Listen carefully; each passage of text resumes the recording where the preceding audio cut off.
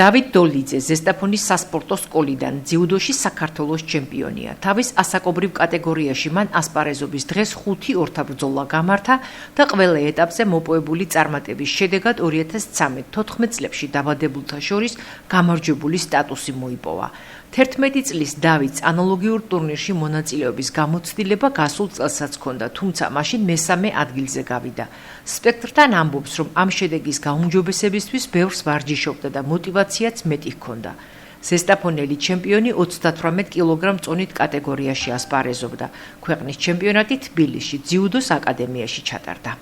თბილისში ჩატარდა 1 მარტს ჩატარდა საქართველოს ჩემპიონატი, სადაც მივიღე მონაწილეობა და ვიჭიდავე 5 შეხვედრა 38 კილოგრამ წონით კატეგორიაში, მოვიგე 5-ვე და გავხდი საქართველოს ჩემპიონი. დიდი მადლობა მინდა გადაუხადო ჩემ მწვრთნელს ზაზა მახათაძეს. ეს კიდევ არაფერი არ არის, ყველაფერი წინ მაქვს. მე მიზნად მაქვს დასახული, რომ გავხდე მსოფლიო და ოლიმპიური ჩემპიონი.